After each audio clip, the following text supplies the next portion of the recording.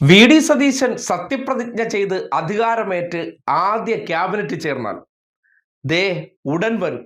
കേന്ദ്രം കൂട്ടിയ പെട്രോൾ വില വർധനവിൽ നിങ്ങൾക്കൊരാശ്വാസം. കേന്ദ്രം പെട്രോൾ വില വർദ്ധിപ്പിക്കുന്ന സാഹചര്യത്തിൽ പ്രതിപക്ഷ നേതാവായിരുന്ന സതീശൻ ഈ സർക്കാരിന് കൊടുത്തിരുന്ന ഉപദേശങ്ങളെല്ലാം ഇപ്പോൾ പുറത്തേക്ക് വരുന്നുണ്ട്.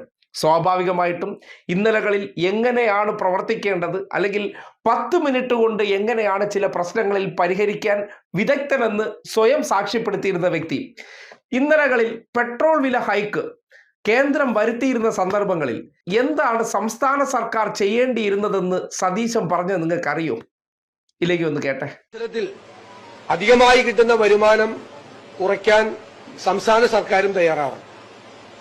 കേന്ദ്ര ഗവൺമെന്റ് അന്താരാഷ്ട്ര മാർക്കറ്റിൽ ക്രൂഡ് ഓയിലിന് വില വർദ്ധിച്ച സാഹചര്യത്തിലാണ് വില വർദ്ധിപ്പിച്ചത് എന്നാണ് പറയുന്നതെങ്കിലും 300%-ലധികം നികുതി വർദ്ധിപ്പിച്ചതുകൊണ്ടാണ് ഇത്രമാത്രം വലിയ വില ഇവിടെ ഉണ്ടായിരിക്കുന്നത്. പെട്രോളിനും ഡീസലിനും വില ഉണ്ടായിരിക്കുന്നത്.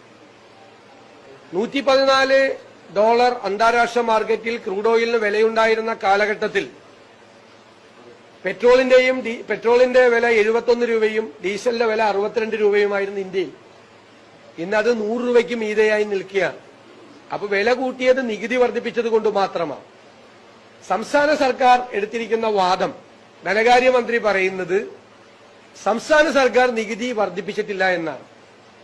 ഇത് ജനങ്ങളെ കബളിപ്പിക്കുന്നതിന് വേണ്ടി മനഃപൂർവ്വം പറയുന്നതാണ്. ഓരോ പ്രാവശ്യവും പെട്രോളിന്റെയും ഡീസലിന്റെയും വില വർദ്ധിക്കുമ്പോൾ ആവശ്യപ്പെട്ടിട്ടില്ല. പക്ഷേ കേന്ദ്രം വർദ്ധിപ്പിച്ചപ്പോൾ ഉണ്ടായ അധിക വരുമാനം സംസ്ഥാന സർക്കാർ ഉപേക്ഷിക്കണം എന്നാണ് ഞങ്ങൾ പറഞ്ഞിരിക്കുന്നത്. ഉമ്മൻചാണ്ടി ഗവൺമെന്റിന്റെ ഇക്കാലത്ത് മാതൃക കാണിച്ചിട്ടുണ്ട്. 4 പ്രാവശ്യം കേന്ദ്ര ഗവൺമെന്റ് നികുതി വർദ്ധിപ്പിച്ചപ്പോൾ അതിൽ അധികമായി സംസ്ഥാന സർക്കാരിന് ഉണ്ടായ വരുമാനം വേണ്ടാന്ന് വെച്ചിട്ടുണ്ട്. അന്നത് 612 കോടി രൂപ. ഇതിന്റെ പേരിൽ അന്ന് നിയമസഭയിലേക്ക് ഒരു സൈക്കിൾ ചവിട്ടി വരക്കം കൂടി നടത്തിയിരുന്നു. അതും നിങ്ങൾ ഓർക്കണം. സംസ്ഥാനത്ത് ഇന്ധന നികുതി കുറയ്ക്കാത്തതിൽ നിയമസഭയിലേക്ക് സൈക്കിൾ ചവിട്ടി പ്രതിപക്ഷ എംഎൽഎമാരുടെ പ്രതിഷേധം. പ്രതിപക്ഷ നേതാവ് വി.ഡി. സതീശൻ നേതൃത്വം നൽകി.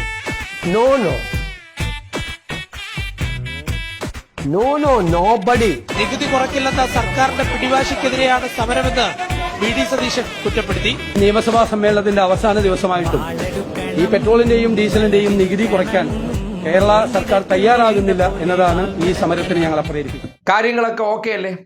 അന്ന് ജനങ്ങൾക്ക് എങ്ങനെയാണ് ഒരു സർക്കാർ ചെയ്തു കൊടുക്കേണ്ട സഹായമെന്ന് കൃത്യമായി അറിയാവുന്ന പ്രതിപക്ഷ നേതാവ് അദ്ദേഹം മുഖ്യമന്ത്രി കസേരയിലെത്തിയാൽ ഉറപ്പായിട്ടും 3 രൂപ ഒറ്റയടിക്ക് കേന്ദ്ര സർക്കാർ പെട്രോളിന് കൂട്ടുമ്പോൾ അതിലൂടെ കേരളത്തിന് കിട്ടുന്ന അധിക നികുതി ഉണ്ടല്ലോ, അത് വേണ്ട, അത് ജനങ്ങൾക്ക് കൊടുത്തരേ എന്നുള്ള കൈയടിക്കുന്ന തീരുമാനം ഉടൻ വരും. ആദ്യ ക്യാബിനറ്റിൽ എന്തൊക്കെ വരാൻ പോകുന്നു? KSRTC ബസ്സിൽ സ്ത്രീകൾക്ക് സൗജന്യ ബസ് യാത്ര, ആശാ വർക്കർമാരുടെ വേതനം 21,000-ആയി വർദ്ധിപ്പിക്കാൻ പോകുന്നു, ക്ഷേമ പെൻഷൻ 3,000-ആയിട്ടാണ് ഇനി ഈ നാട്ടിലെ ജനങ്ങൾക്ക് കിട്ടാൻ പോകുന്നത്.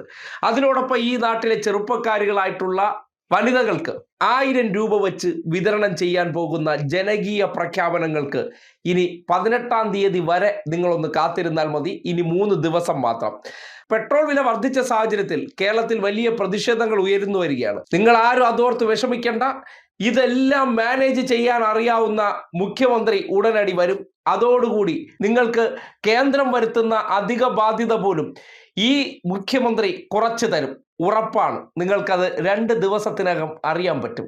വാക്കു പറഞ്ഞാൽ പണ്ടേ അറിയാലോ. കൃത്യമായി പാലിക്കുന്ന ആളായതുകൊണ്ടും കേരളത്തിലെ മാധ്യമങ്ങൾക്ക് മാസപ്പടി കൊടുത്ത് ഒപ്പം നിൽക്കുന്നത് കൊണ്ടും ഇത്തരം കാര്യങ്ങളിൽ പിന്നീട് അദ്ദേഹത്തെ ചോദ്യം ചോദിച്ച് ബുദ്ധിമുട്ടിക്കാതെ സഹായിക്കുന്നവർ ഉള്ളതുകൊണ്ട് ഇതൊന്നും പുറത്തു വരാതിരിക്കും നിങ്ങൾ കരുതണ്ട. എന്തായാലും 18-ാം തീയതി വരെ കാത്തിരിക്കൂ. നിങ്ങൾക്ക് വരാൻ പോകുന്നത് വമ്പൻ ഓഫറുകളാണ്.